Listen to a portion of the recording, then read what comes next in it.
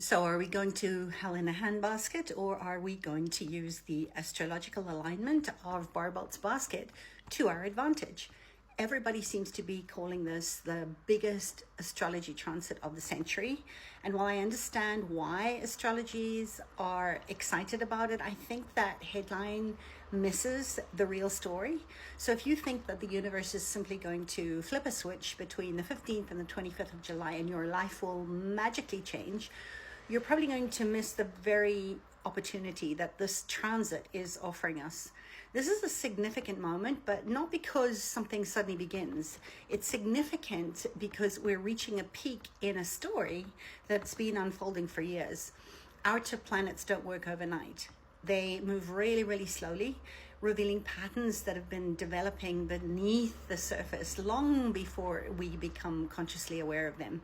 And what we're experiencing now is the culmination of a much larger cycle that has been restructuring our world since 2020. In fact, I've been talking about this since 2012.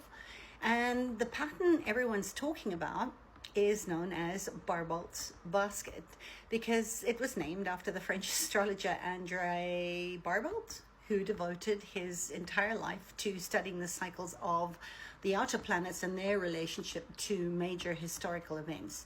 And long before he passed away in 2019, Barbault identified 2020 as a major turning point in human history.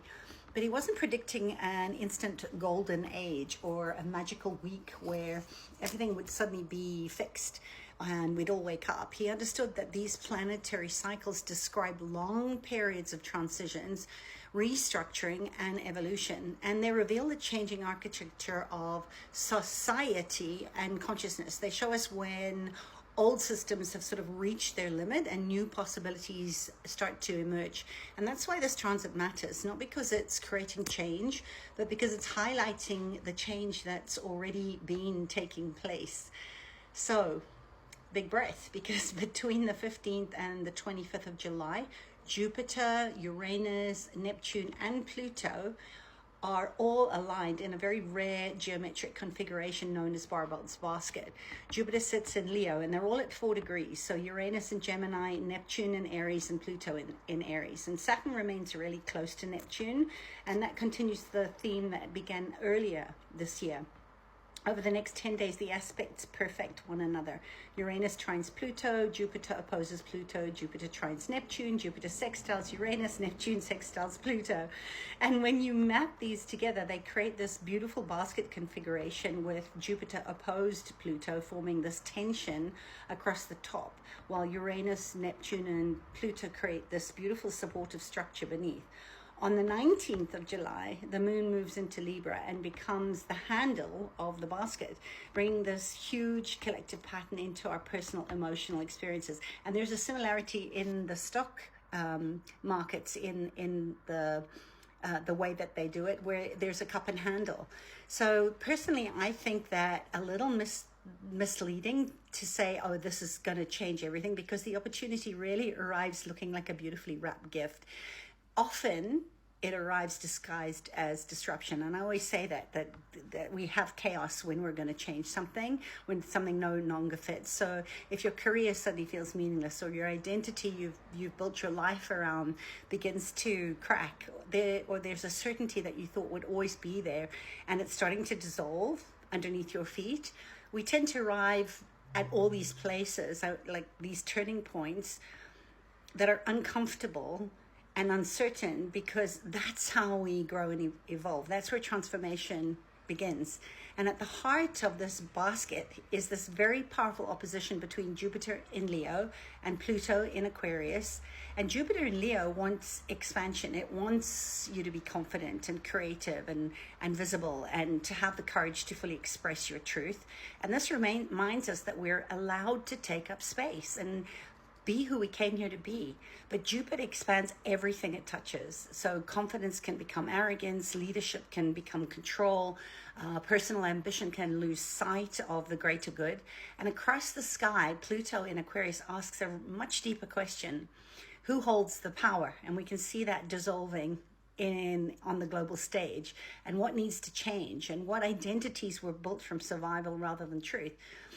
The real tension isn't simply between the individual and the collective, it's between authenticity and our programming, our conditioning, between the person that you came here to be, who you always were, and a version of yourself that your nervous system created in order to keep you safe, connected, and belong somewhere. And this is where I think most astrology content stops and where my work begins, because here's the piece almost nobody's talking about. The planets don't create your future. They create the conditions. Your nervous system, you determine how you respond to that. So two people can experience exactly the same transit. One repeats the same survival pattern they've lived forever, and the other one can use that exact same moment to become someone entirely different.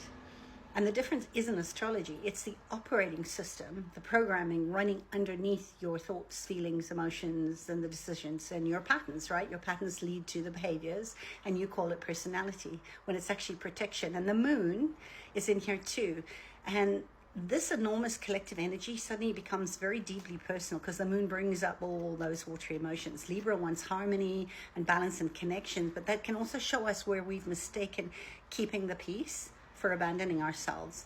And opposing Neptune and Aries, it asks us where we've compromised who we're being in order to be safe, right? It's all the masks that we put on, where we stayed quiet instead of speaking our truth, and where have we confused familiarity with safety?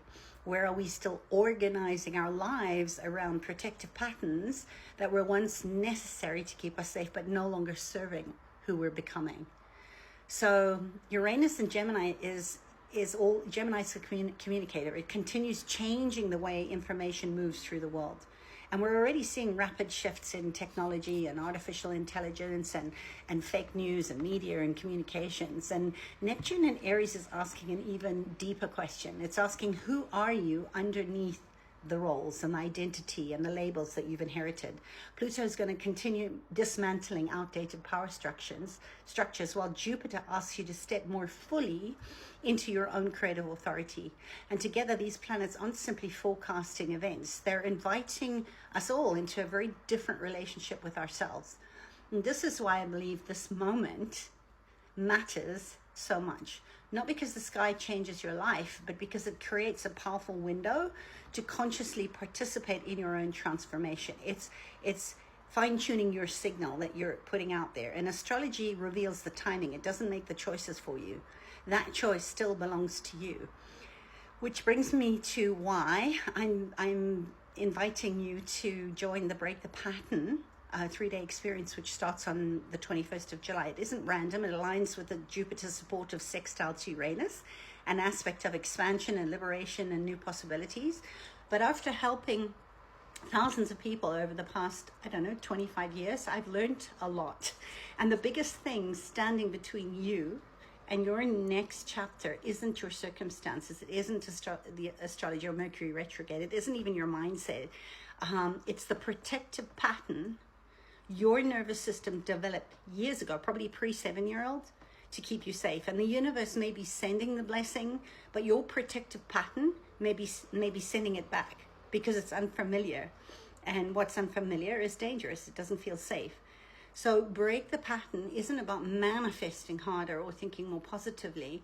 It's about recognizing the operating system that's been quietly running your life beneath your awareness, your intuition, and integrating those parts and pieces of you that are still organized around survival. Then we upgrade the internal operating system in this brain so that your behavior starts serving the person that you're becoming instead of the prediction that you're trying to outrun, right? Fight, flight, freeze. So perhaps this isn't a week that your entire life changes. Perhaps it's simply the week that you stop protecting yourself from the life that has been trying to find you all along. And if you're ready to do the work with these extraordinary energies, instead of simply watch them pass by, I'd love for you to join me inside Break the Pattern. And if you're curious how Barbaults Basket is activating in your own chart, leave your rising sign in the comments below, and I'll tell you where this remarkable transit is inviting you into your next chapter, right? Your turning point is now.